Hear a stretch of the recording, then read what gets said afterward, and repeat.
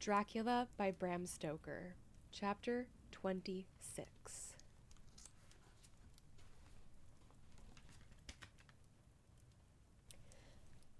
Dr. Seward's Diary, 29th October.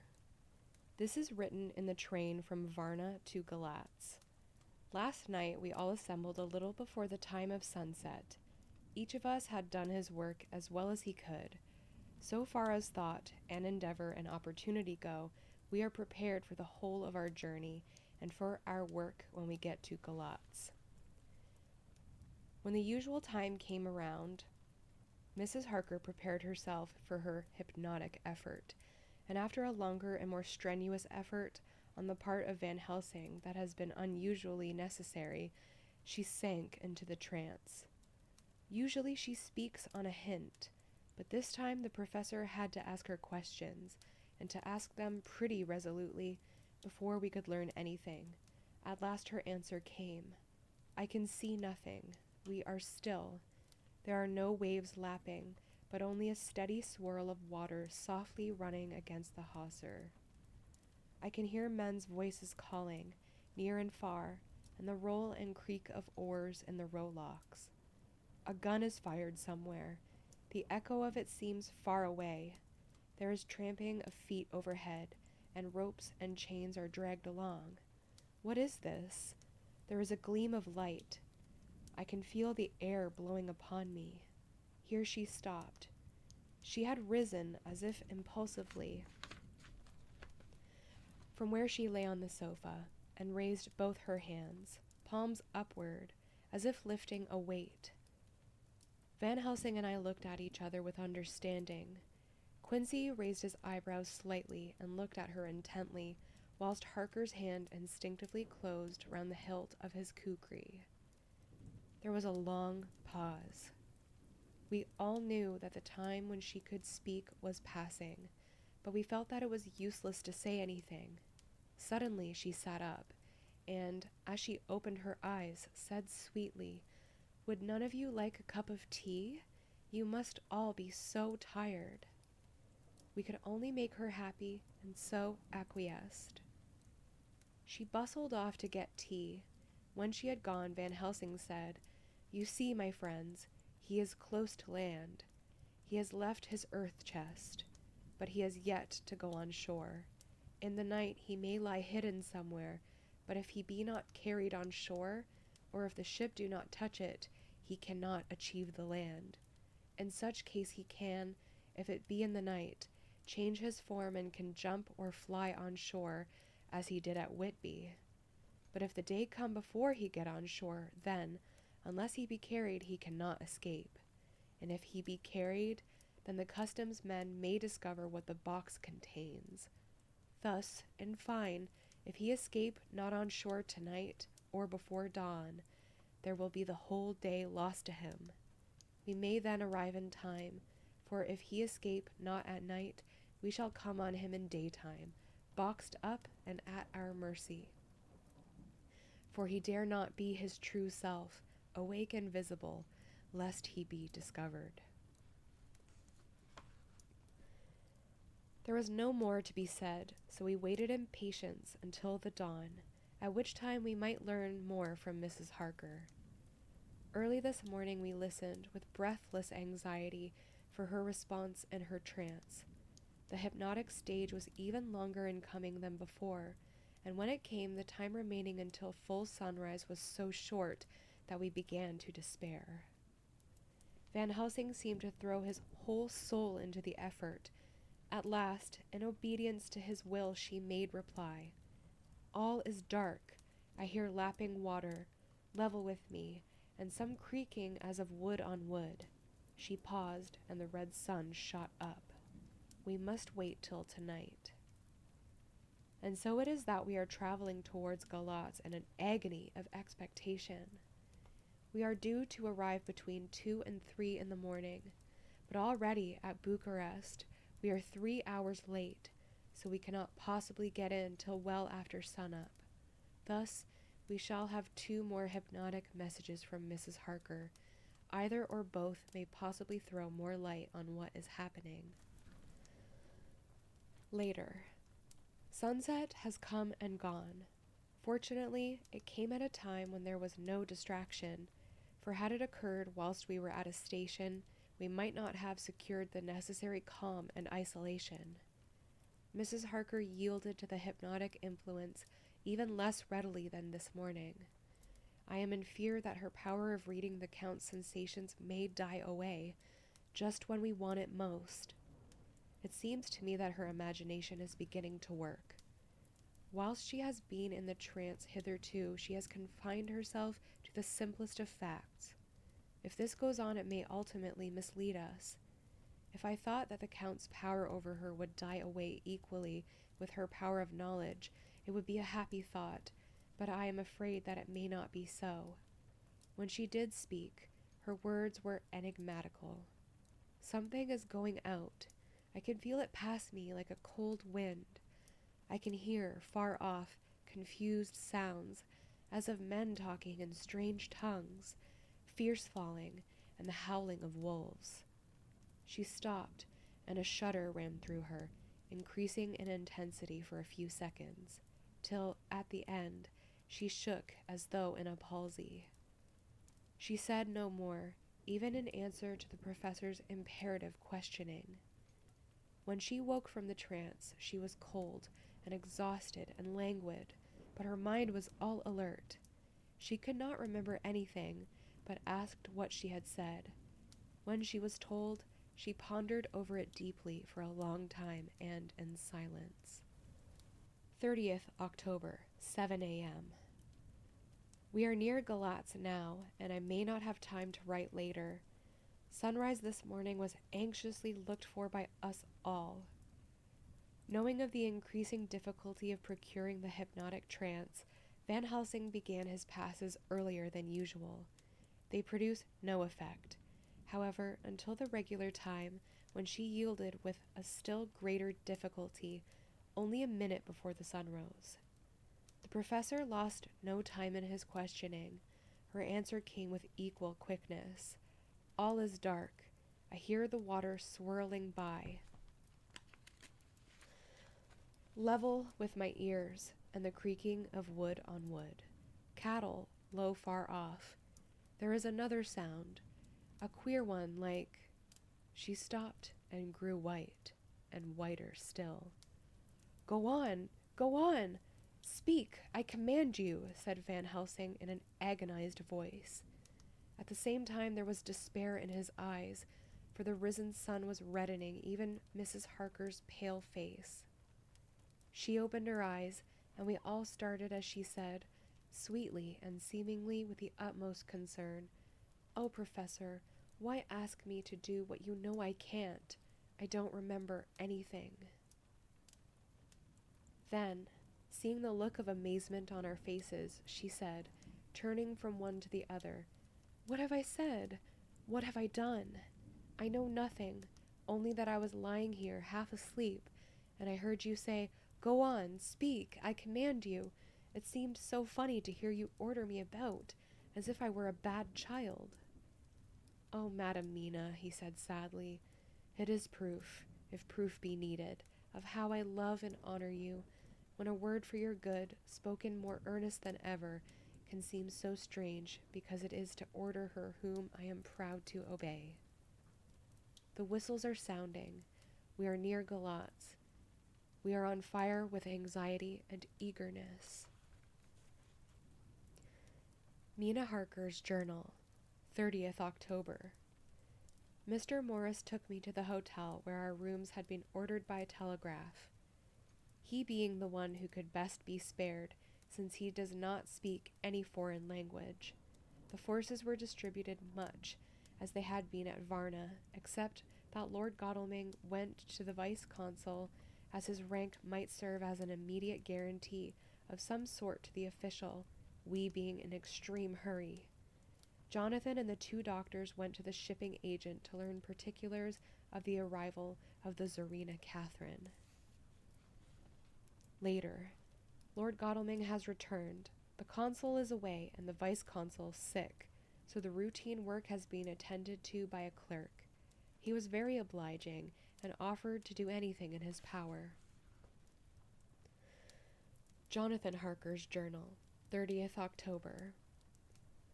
At 9 o'clock, Dr. Van Helsing, Dr. Seward, and I called on Messrs. Mackenzie and Steinkopf, the agents of the London firm of Hapgood. They had received a wire from London in answer to Lord Godalming's telegraphed request, asking them to show us any civility in their power. They were more than kind and courteous, and took us at once on board the Czarina Catherine, which lay at anchor out in the river harbor. There we saw the captain, Donaldson by name, who told us of his voyage. He said that in all his life he had never had so favorable a run. Man, he said, but it made us afeard, for we expected that we should have to pay for it with some rare piece of ill luck, so as to keep up the average. It's no canny to run frae London to the Black Sea with a wind ahint ye, as though the Dale himself were blawin' on your sail for his ain purpose, and at the time we could no speer a thing. Gin we were nigh a ship, or a port, or a headland, a fog fell on us and travelled with us, till when after it had lifted and we looked out, the Dale a thing could we see. We ran by Gibraltar, without being able to signal, until we came to the Dardanelles, and had to wait to get our permit to pass. We never were within hail o' aught. At first I inclined to slack off sail and beat about till the fog was lifted, but whiles I thocht that if the Dale was minded to get us into the Black Sea quick, he was like to do it whether we would or no. If we had a quick voyage, it would be no to our miscredit with the owners, or no hurt to our traffic, and the old mon who had served his ain purpose waddy decently grateful to us for no hindering him. This mixture of simplicity and cunning, of superstition and commercial reasoning, aroused Van Helsing, who said, "Mine friend, that devil is more clever than he is thought by some, and he know when he meet his match." The skipper was not displeased with the compliment, and went on. When we got past the Bosphorus, the men began to grumble. Some of them, the Romanians, came and asked me to heave overboard a big box which had been put on board by a queer-looking old man just before he had started frae London. I had seen them speer at the fellow and put out their twa fingers when they saw him, to guard against the evil eyes. Man, but the superstition of foreigners is perfectly ridiculous.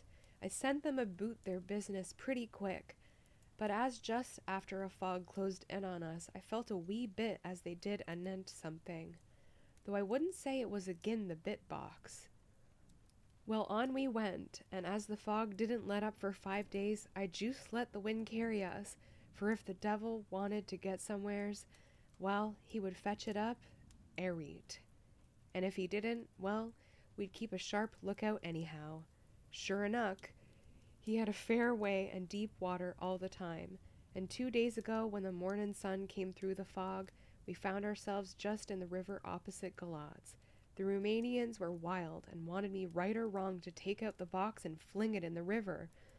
I had to argy with them aboot it wi' a handspike, and when the last o' 'em rose off the deck with his head in his hand, I had convinced them that, evil eye or no evil eye, the property and the trust of my owners were better in my hands than in the river Danube. They had, mind ye, taken the box on the deck ready to fling in, and as it was marked Galatz via Varna, I thocht I'd let it lie till we discharged in the port and get rid of it altogether. We didn't do much clearing that day, and had to remain the night at anchor, but in the morning, braw and early, an hour before sunup, a man came aboard with an order, written to him from England, to receive a box marked for one Count Dracula. Sure enough, the matter was one ready to his hand. He had his papers aright, and glad I was to be rid of the damn thing, for I was beginning massel to feel uneasy at it.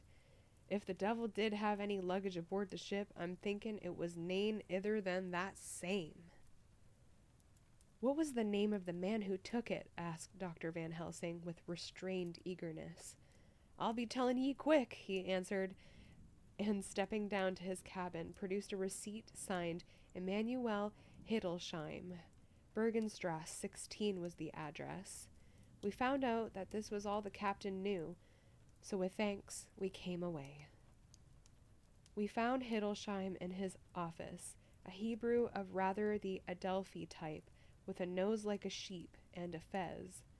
His arguments were pointed with specie, we doing the punctuation, and with a little bargaining he told us what he knew. This turned out to be simple but important. He had received a letter from Mr. Deville of London, telling him to receive, if possible, before sunrise so as to avoid customs, a box which would arrive at Galatz and the Tsarina Catherine. This he was to give in charge to a certain Petrov Skinsky, who dealt with Slovaks who traded down the river to the port. He had been paid for his work by an English banknote, which had been duly cashed for gold at the Danube International Bank. When Skinsky had come to him, he had taken him to the ship and handed over the box, so as to save porterage. That was all he knew. We then sought for Skinsky, but were unable to find him. One of his neighbors, who did not seem to bear him any affection, said that he had gone away 2 days before, no one knew whither. This was corroborated by his landlord, who had received by messenger the key of the house together with the rent due in English money. This had been between 10 and 11 o'clock last night. We were at a standstill again. Whilst we were talking, one came running and breathlessly gasped out that the body of Skinsky had been found inside the wall of the churchyard of St. Peter, and that the throat had been torn open as if by some wild animal. Those we had been speaking with ran off to see the horror, the women crying out, "This is the work of a Slovak!" We hurried away lest we should have been in some way drawn into the affair and so detained. As we came home, we could arrive at no definite conclusion. We were all convinced that the box was on its way by water to somewhere, but where that might be we would have to discover. With heavy hearts, we came home to the hotel to Mina. When we met together, the first thing was to consult as to taking Mina again into our confidence. Things are getting desperate, and it is at least a chance, though a hazardous one. As a preliminary step, I was released from my promise to her. Mina Harker's Journal, 30th October, evening. They were so tired and worn out and dispirited that there was nothing to be done till they had some rest. So I asked them all to lie down for half an hour, whilst I should enter everything up to the moment. I was so grateful to the man who invented the traveler's typewriter, and to Mr. Morris for getting this one for me. I should have felt quite astray doing the work if I had to write with a pen. It is all done. Poor dear, dear Jonathan. What he must have suffered. What must he be suffering now? He lies on the sofa, hardly seeming to breathe, and his whole body appears in collapse. His brows are knit. His face is drawn with pain. Poor fellow. Maybe he is thinking, and I can see his face all wrinkled up with the concentration of his thoughts. Oh, if I could only help at all! I shall do what I can. I have asked Dr. Van Helsing, and he has got me all the papers that I have not yet seen. Whilst they are resting, I shall go over all carefully, and perhaps I may arrive at some conclusion. I shall try to follow the professor's example, and think without prejudice on the facts before me. I do believe that under God's providence I have made a discovery. I shall get the maps and look over them. I am more than ever sure that I am right. My new conclusion is ready, so I shall get our party together and read it. They can judge it. It is well to be accurate, and every minute is precious. Mina Harker's memorandum, entered in her journal. Ground of inquiry. Count Dracula's problem is to get back to his own place. A. He must be brought back by someone. This is evident, for had he power to move himself as he wished, He could go either as man or wolf or bat, or in some other way. He evidently fears discovery or interference in the state of helplessness in which he must be, confined as he is between dawn and sunset in his wooden box. B. How is he to be taken? Here a process of exclusion may help us. By road, by rail, by water?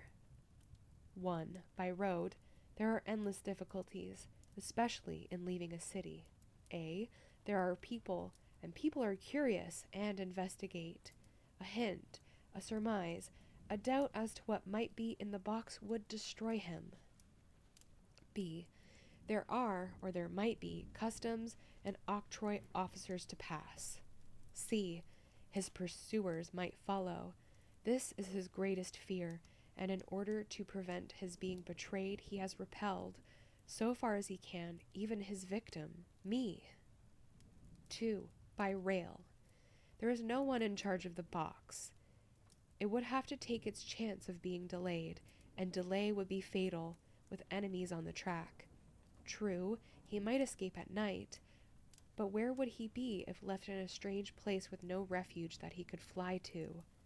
This is not what he intends, and he does not mean to risk it. 3. By water. Here is the safest way in one respect, but with most danger in another. On the water he is powerless except at night. Even then he can only summon fog and storm and snow and his wolves. But were he wrecked, the living water would engulf him, helpless, and he would indeed be lost. He could have the vessel drive to land, but if it were unfriendly land, wherein he was not free to move, his position would still be desperate. We know from the record that he was on the water, so what we have to do is ascertain what water. The first thing is to realize exactly what he has done as yet. We may then get a light on what his later task is to be. Firstly, we must consider what he did in London as part of his general plan of action, when he was pressed for moments and had to arrange as best he could. Secondly, we must see, as well as we can surmise it from the facts we know of, what he has done here. As to the first, he evidently intended to arrive at Galatz and sent envoys to Varna to deceive us, lest we should ascertain his means of exit from England. His immediate and sole purpose then was to escape. The proof of this is the letter of instructions sent to Emanuel Hiddlesheim to clear and take away the box before sunrise. There is also the instruction of Petrov Skinsky. This we must only guess at. There must have been some letter or message since Skinsky came to Hiddlesheim. That, so far, his plans were successful, we know. The Tsarina Catherine made a phenomenally quick journey. So much so that the Captain Donelson's suspicions were aroused. But his superstition united with his canniness played the Count's game for him, and he ran with his favoring wind through fogs and all till he brought up blindfold at Galatz. That the Count's arrangements were well made has been proved. Hiddlesheim cleared the box, took it off, and gave it to Skinsky. Skinsky took it, and here we lose the trail. We only know that the box is somewhere on the water, moving along. The customs and the octroi, if there be any, have been avoided. Now we come to what the Count must have done after his arrival on land at Galatz. The box was given to Skinsky before sunrise. At sunrise the Count could appear in his own form. Here we ask why Skinsky was chosen at all to aid in the work. In my husband's diary, Skinsky is mentioned as dealing with the Slovaks who trade down the river to the port, and the man's remark that the murder was the work of a Slovak showed the general feeling against his class. The Count wanted isolation. My surmise is this, that in London the Count decided to get back to his castle by water as the most safe and secret way. He was brought from the castle by Zagani, and probably they delivered their cargo to Slovaks who took the boxes to Varna, for they were shipped for London. Thus the Count had knowledge of the persons who could arrange this service. When the box was on land, before sunrise or after sunset, he came out from his box, met Skinsky, and instructed him what to do as to arranging the carriage of the box up some river. When this was done, and he knew that all was in train, he blotted out his traces, as he thought, by murdering his agent. I have examined the map, and find that the river most suitable for the Slovaks to have ascended is either the Pruth or the Sereth. I read in the typescript that in my trance I heard cows low, and water swirling level with my ears, and the creaking of wood. The Count in his box, then, was on a river in an open boat, propelled probably either by oars or poles, for the banks are near and it is working against stream.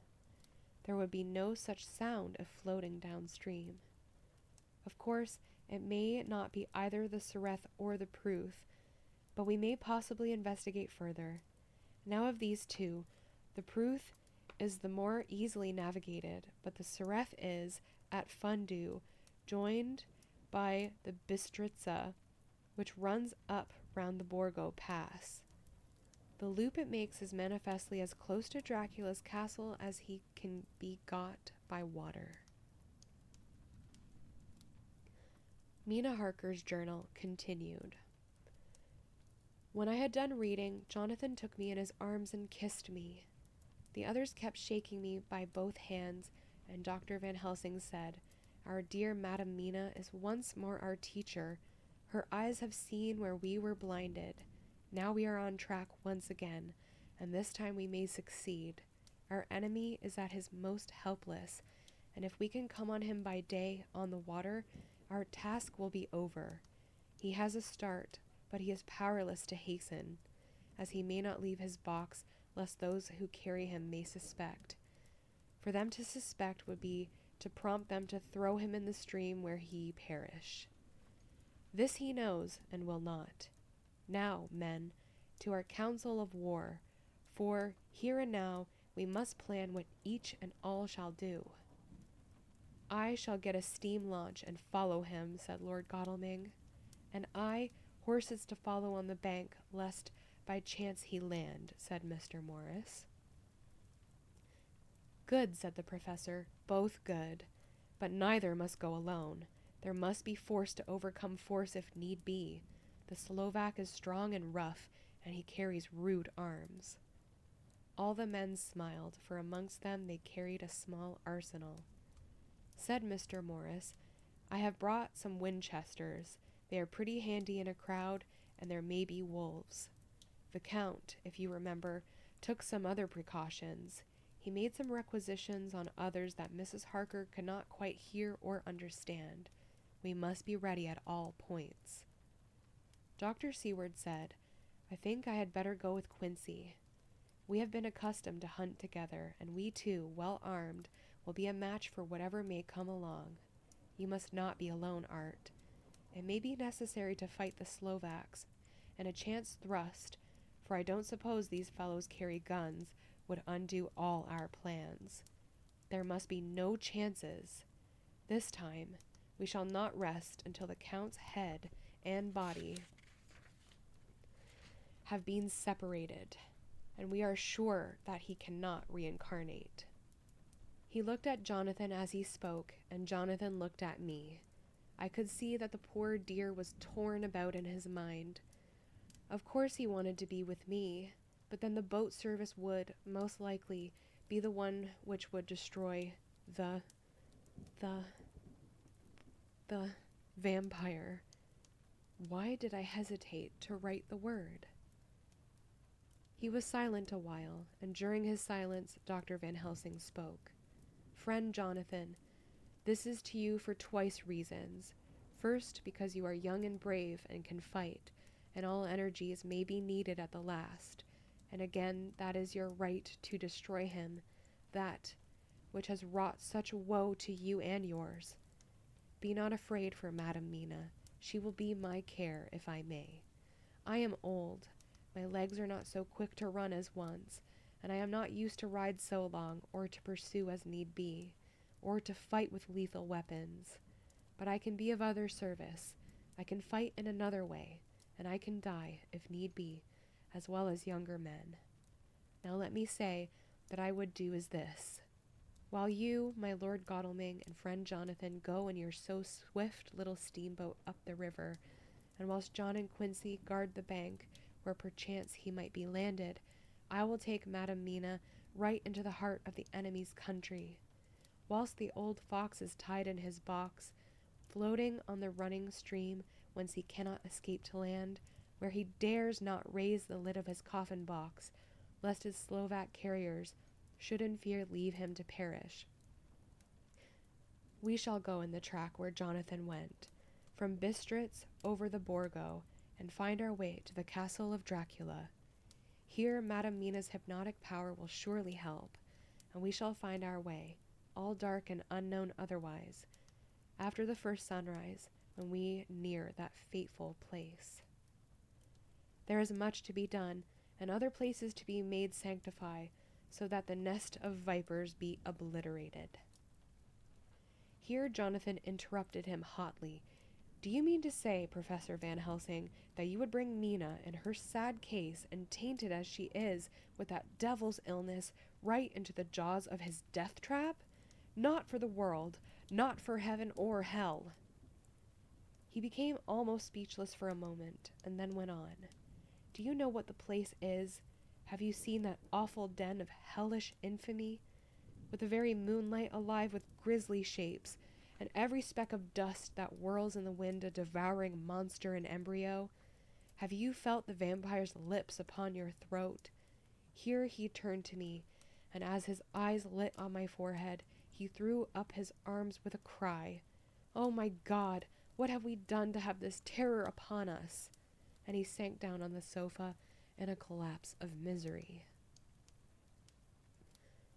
The professor's voice, as he spoke in clear, sweet tones, which seemed to vibrate in the air, calmed us all.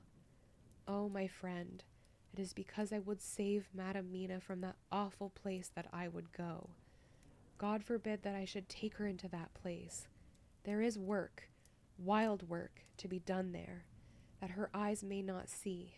We men here, all save Jonathan, have seen with our own eyes what is to be done before that place can be purified. Remember that we are in terrible straits. If the Count escape us this time, and he is strong and subtle and cunning, he may choose to sleep him for a century, and then in time our dear one, he took my hand, would come to him to keep him company, and would be as others that you, Jonathan, saw. You have told us of their gloating lips.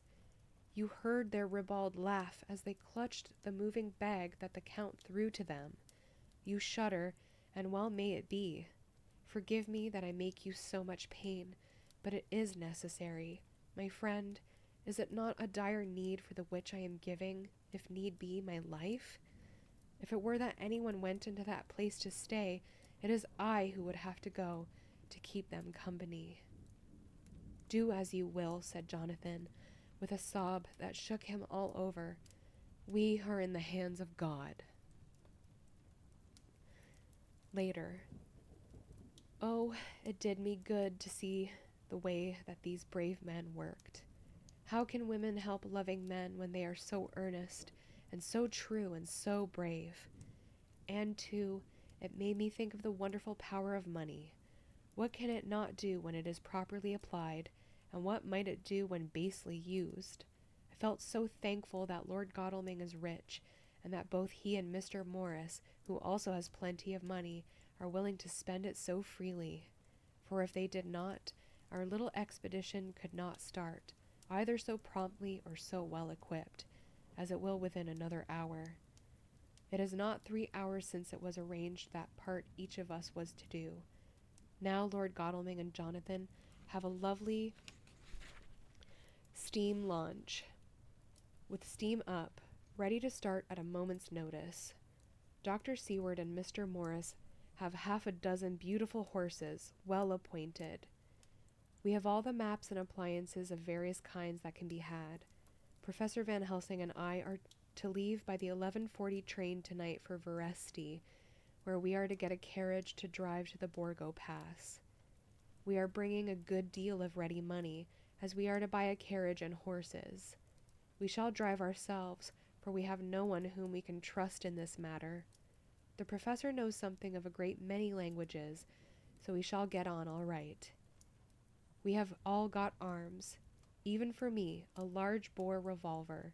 Jonathan would not be happy unless I was armed like the rest. Alas, I cannot carry one arm that the rest do. The scar on my forehead forbids that.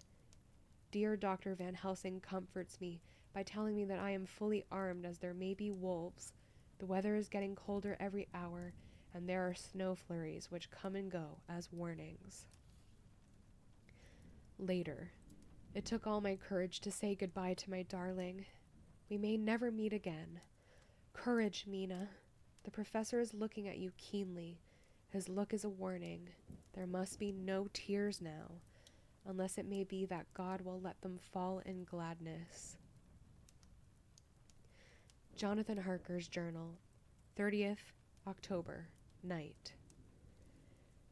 I am writing this in the light from the furnace door of the steam launch. Lord Godalming is firing up. He is an experienced hand at the work, as he has had for years a launch of his own on the Thames, and another on the Norfolk Broads. Regarding our plans, we have finally decided that Mina's guess was correct, and that if any waterway was chosen for the Count's escape back to his castle, the Sereth and then the Bistritza at its junction would be the one. We took it that somewhere about the 47th degree north latitude would be the place chosen for crossing the country between the river and the Carpathians. We have no fear in running at good speed up the river at night. There is plenty of water, and the banks are wide enough apart to make steaming, even in the dark, easy enough. Lord Godalming tells me to sleep for a while, as it is enough for the present for one to be on watch. But I cannot sleep. How can I, with the terrible danger hanging over my darling, and her going out into that awful place? My only comfort is that we are in the hands of God. Only for that faith it would be easier to die than to live, and so be quit of all the trouble. Mr. Morris and Dr. Seward were off on their long ride before we started. They are to keep up the right bank, far enough off to get on higher lands, where they can see a good stretch of river and avoid the following of its curves. They have, for the first stages, 2 men to ride and lead their spare horse, 4 in all, so as to not excite curiosity. When they dismiss the men, which will be shortly, they will themselves look after the horses. It may be necessary for us to join forces. If so, they can mount our whole party. One of the saddles has a movable horn and can be easily adapted for Mina, if required. It is a wild adventure we are on. Here, as we are rushing along through the darkness, with the cold from the river seeming to rise up and strike us, with all the mysterious voices of the night around us, it all comes home. We seem to be drifting into unknown places and unknown ways, into a whole world of dark and dreadful things. Godalming is shutting the furnace door. 31st October. Still hurrying along. The day has come, and Godalming is sleeping. I am on watch. The morning is bitterly cold. The furnace heat is grateful, though we have heavy fur coats. As yet we have passed only a few open boats, but none of them had on board any box or package of anything like the size of the one we seek. The men were scared every time we turned our electric lamp on them, and fell on their knees and prayed. 1st November, evening. No news all day. We have found nothing of the kind we seek. We have now passed into the Bistritza, and if we are wrong in our surmise, our chance is gone. We have overhauled every boat, big and little. Early this morning, one crew took us for a government boat and treated us accordingly. We saw in this way a smoothing matters. So at Fundu, where the Bistritza runs into the Sereth, we got a Romanian flag, which we now fly conspicuously. With every boat which we have overhauled since then, this trick has succeeded. We have had every deference shown to us, and not once any objection to whatever we chose to ask or do. Some of the Slovaks tell us that a big boat passed them, going at more than usual speed, as she had double crew on board. This was before they came to Fundu, so they could not tell us whether the boat turned into the Bistritza or continued up on the Sereth. At Fundu, we could not hear of any such boat, so she must have passed there in the night. I am feeling very sleepy. The cold is perhaps beginning to tell upon me, and nature must have rest some time. Godalming insists that we shall keep the first watch. God bless him for all his goodness to poor dear Mina and me. 2nd November, morning. It is broad daylight. That good fellow would not wake me. He says it would have been a sin to, for I slept so peacefully and was forgetting my trouble. It seems brutally selfish of me to have slept so long and let him watch all night, but he was quite right. I am a new man this morning, and, as I sit here and watch him sleeping, I can do all that is necessary, both as to minding the engine steering and keeping watch. I can feel that my strength and energy are coming back to me. I wonder where Mina is now, and Van Helsing. They should have got to Veresti about noon on Wednesday. It would take them some time to get the carriage and horses, so if they had started and traveled hard, they would be about now at the Borgo Pass. God guide and help them. I am afraid to think what may happen. If we could only go faster, but we cannot. The engines are throbbing and doing their utmost. I wonder how Dr. Seward and Mr. Morris are getting on. There seem to be endless streams running down from the mountains into this river, but as none of them are very large, at present, at all events, though they are terrible doubtless in winter and when the snow melts, the horsemen may not have met much obstruction. I hope that before we get to Strasba we may see them, for if by that time we have not overtaken the Count, it may be necessary to take counsel together on what to do next. Dr. Seward's Diary, 2nd November. 3 days on the road. No news, and no time to write it if there had been, for every moment is precious. We have had only the rest needful for the horses, but we are both bearing it wonderfully. Those adventurous days of ours are turning up useful. We must push on. We shall never feel happy till we get the launch in sight again. 3rd November. We heard at Fundu that the launch had gone up the Bistritza. I wish it wasn't so cold. There are signs of snow coming, and if it falls heavy, it will stop us. In such case, we must get a sledge and go on, Russian fashion. 4th November. Today we heard of the launch having been detained by an accident when trying to force a way up the rapids. The Slovak boats get up all right by aid of a rope and steering with knowledge. Some went up only a few hours before. Godalming is an amateur fitter himself, and evidently it was he who put the launch in trim again. Finally they got up the rapids all right, with local help, and are off on the chase afresh. I fear that the boat is not any better for the accident. The peasantry tell us that after she got upon the smooth water again, she kept stopping every now and again, so long as she was in sight. We must push on harder than ever. Our help may be wanted soon. Mina Harker's Journal, 31st October. Arrived at Veresti at noon. The professor tells me that this morning at dawn he could hardly hypnotize me at all, and that all I could say was, dark and quiet. He is off now, buying a carriage and horses. He says that he will later on try to buy additional horses, so that we may be able to change them on the way. We have something more than 70 miles before us. The country is lovely, and most interesting, if only we were under different conditions. How delightful it would be to see it all. If Jonathan and I were driving through it alone, what a pleasure it would be to stop and see people and learn something of their life, and to fill our minds and memories with all the color and picturesqueness of the whole wild, beautiful country and the quaint people. But alas. Later. Dr. Van Helsing has returned. He has got the carriage and horses. We are to have some dinner and to start in an hour. The landlady is putting us up a huge basket of provision. It seems enough for a company of soldiers. The professor encourages her and whispers to me that it may be a week before we can get any good food again. He has been shopping too, and has sent home such a wonderful lot of fur coats and wraps, and all sorts of warm things. There will not be any chance of our being cold. We shall soon be off.